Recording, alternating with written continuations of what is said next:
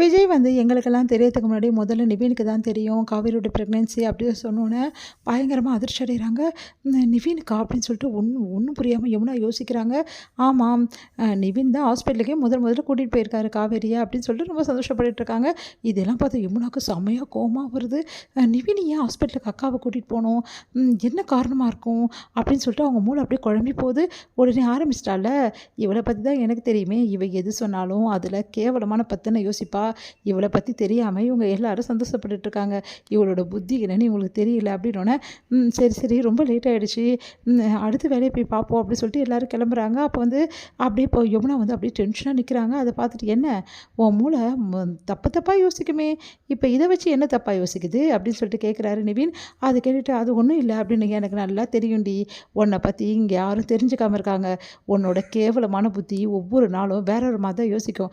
இப்போ கூட நான் ஹாஸ்பிட்டலுக்கு கூட்டிகிட்டு போனேன்ல, அதை நீ எப்படி தப்பாக யோசிப்பேன்னு எனக்கு நல்லா தெரியும், சொல்ல முடியாது, சந்தேகப்பட்டாலும் படுவேன் அப்படின்னோடனே அப்படியே பார்த்து முறைக்கிறாங்க. என்ன உன்னோட கேவலமான குணத்தை நான் கண்டுபிடிச்சின்னு பார்க்குறியா, உன்னை பற்றி முழுமையாக நான் மட்டும் தெரிஞ்சு வச்சுருக்கேன், ஆனால் யாருக்கும் தெரியல உன்னை பற்றி. உன்னை மாதிரி கேவலமான புத்தி உள்ளவ எவ்வளோ இருக்க மாட்டான்னு எனக்கு நல்லா தெரியும். இப்போ கூட அதானே யோசிச்சுட்டு இருக்க, அன்னைக்கு காவேரி மயக்கடிச்சு கீழே விழுந்துட்டா, அதனால் அப்போ தான் எனக்கு தெரிய வந்துச்சு, காவேரி ஹாஸ்பிட்டலுக்கு சேர்த்தோன்னு தான் காவேரி கர்ப்பம்னு தெரிய வந்துச்சு. மற்றபடியெல்லாம் வேணும்னு என்கிட்ட காவேரி கூட்டின்னு போய் சொல்லலை. ஆனால் இந்த விஷயத்த சொன்னால் நீ எங்கே நம்புவ, நீ வேற மாதிரி தானே யோசிப்ப. இங்கே பார், நீ என்ன வேணாலும் யோசிச்சுக்கோ, என்ன கேவலமாக கூட யோசிச்சுக்கோ, ஆனால் இதை வச்சு ஏதாவது ஒன்று மறுபடியும் வந்து ஏதாவது ஒரு கலகத்தை இங்கே ஏற்படுத்தலாம்னு நினச்ச, அப்புறம் நான் மனுஷனாகவே இருக்க மாட்டேன், அதுக்கப்புறம் உனக்கும் எனக்கும் எந்த சம்மந்தமும் இருக்காது அப்படி சொல்லிட்டு போகிறாரு. அதுக்கிட்ட யமுனா யோசிக்கிறாங்க. அப்படியே யோசிச்சுட்டே இருக்காங்க.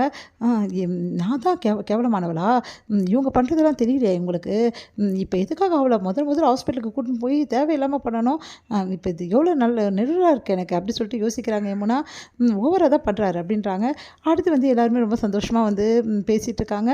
அப்போ காவேரி கிட்ட வந்து விஜய் வந்து கேட்குறாரு, சரி காவேரி நீ நேரத்தோடு படுக்கணும் அப்படின்னு சொல்லிட்டு பால் எடுத்துகிட்டு வந்து அவங்க அம்மா கொடுக்குறாங்க, இந்த காவேரி சாப்பிடு அப்படின்னு சொல்லிட்டு, அம்மா அக்காக்குமா அப்படின்னோடனே அவளுக்கு அப்புறமா கொடுத்துக்கலாண்டி, முதல்ல நீ சாப்பிடு அப்படின்னு சொல்லிட்டு கொடுக்குறாங்க. உடனே இது விஜயும் காவேரியும் பார்த்துடுறாங்க. உடனே வந்து முதல்ல அக்காவுக்கு கொடு, நானும் பார்த்துட்ருக்கேன், மத்தியானமும் அப்படி தான் லேட்டாக அக்காவுக்கு கொடுக்குறேன், அக்காவும் கர்ப்பமாக தான் இருக்கா, அவளையும் நீ கவனிச்சு தான் அவனை முதல்ல அவள் தான் வீட்டில் சாப்பிட்ணும், அப்புறம் தான் மற்றவங்களாம் சாப்பிட்ணும், அது உனக்கு புரியுதா இல்லையா, அது எங்கள் அம்மாவுக்கு புரியும், அவங்களுக்கு தான் என்னை பற்றி எந்த அக்கறையுமே இல்லையே அப்படின்னு சொல்லிட்டு வராங்க. நம்ம வந்து கங்காவை பார்த்துட்டு ஐயோ அப்படின்னு சொல்லிட்டு அப்படியே அதிர்ச்சி அடைகிறாங்க காவேரி. உடனே வந்து அக்கா அப்போல்லாம் ஒன்றும் இல்லைக்கா, இல்லைடி நானும் பார்த்துட்டு தான் இருக்கேன் அம்மா பண்ணுற வேலையை, நான் மத்தியானம் பசின்னு கேட்டேன்டி, ஆனால் முதல்ல எனக்கு சாப்பாடு கொடுக்கணும்ல, கொடுக்கவே கொடுக்கல, அவ்வளோ நேரம் ஆக்கிடுச்சு தெரியுமா, நானும் கர்ப்பமாக தானே இருக்கேன் அப்படி சொல்லிட்டு போகிறாங்க.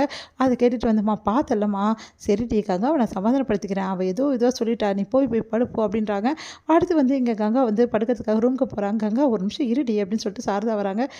என்னம்மா இப்போ என்ன வேணும் உனக்கு அப்படின்னு ஒன்று, ஏன்டி கோச்சிக்கிற, மத்தியானம் நீ என் கூட சேர்ந்து சாப்பிடவே இடம் இல்லைன்னு சொன்னேன், அதுக்காகவே கோச்சிக்கிறேன் அப்படின்னு, நான் எதுக்காகவும் கோச்சிக்கல, எனக்கு டயர்டாக இருக்குன்னு அப்படியே படுக்க போகணும், சரிடி இன்றைக்கி ஒரு நாள் இங்கே படுக்க வேணாண்டி, ஏன் அப்படின்னோடனே இல்லைடி காவேரியோட புருஷனும் காவேரி இங்கே இருந்துக்கிட்டுமே, ஏன்னா இதுக்கு ஹாலில் வந்து நீ படுத்துக்கோ அப்படின்னு சொல்கிறாங்க. ஹாலில் நான் படுக்கணுமா, என்னம்மா நீ திடீர்னு இப்படிலாம் சொல்கிற அப்படின்னோடனே உடனே வந்து குமரன் வர்றாரு. ஆமாம் கங்கா, அவங்க இன்றைக்கி தானே அவர் வந்திருக்காரு, அவருக்கு பாவம் பழக்கம் இல்லாமல் இருக்கும்ல, நம்ம ஹாலில் படுத்துக்கலாம், ஒன்றும் பிரச்சனை இல்லை, அவங்க வேணால் ரூமில் படுத்துக்கிட்டோம் அப்படின்னு சொல்கிறாங்க. அதை கேட்டுட்டு வந்து காவேரி வராங்க. என்னம்மா இங்கே அப்படின்னோடனே, காவேரி நீ தம்பியும் உள்ளே போங்கடி அப்படின்னு சொன்னோன்னே, அம்மா எதுக்குமா அப்படின்னோடனே, இல்லைடி இங்கே இருக்கிறது ஒரு ரூம் தானே, அதனால தான் டி அப்படின்மா, என்னம்மா நீ பேசுகிற, அதெல்லாம் ஒன்றும் தேவையில்லாக்கா, நீ டயர்டாக இருக்குண்ணா போய் இப்போ படுப்போம் அப்படின்றாங்க. பரவாயில்லடி நான் ஹாலுக்கே போகிறேன் அப்படின்னு சொல்லிட்டு இருக்காங்க. போகிறாங்க. அது பார்த்துட்டு எல்லாருமே வந்து டென்ஷன் ஆகிடுறாங்க. என்ன ஏமா இப்படிலாம் பண்ணுற அப்படின்னு சொல்லிட்டு, என்னடி நான் இப்போ சொல்லிட்டேன்னு ஓவராக என்கிட்ட கோச்சிக்கிறீங்க அப்படின்றாங்க.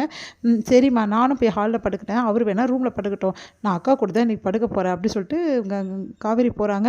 உடனே வந்து காவேரியை தடுத்து நிறுத்துறாங்க அவங்க அம்மா. ஏன்டி இப்படிலாம் பண்ணுறாங்க, அந்த தம்பி பாவம்ல தனியாக தூங்குவார் போடி அப்படி சொல்லிட்டு ரொம்ப பண்ணி அனுப்பிச்சி விடுறாங்க. அக்கா வந்து மனசு கஷ்டப்படுறாங்க. இதெல்லாம் நினச்சி இங்கே வந்து தாத்தா வந்து காலையில் எழுந்தோடனே கிளம்பிடுறாரு. அதை பார்த்துட்டு பாட்டி வந்து எங்கே கிளம்புறீங்க அப்படி, என் பேரன்கிட்ட தான் கிளம்புறேன், இதுக்கப்புறம் நான் இங்கே இருக்க மாட்டேன், உனக்கு இந்த சொத்து சுகம் தானே முக்கியம், இதே காட்டி நான் அழுவு, நான் கிளம்புறேன் அப்படி சொல்லிட்டு கிளம்புறாரு. அதிர்ச்சி அடைகிறாங்க பாட்டி, என்ன இப்படி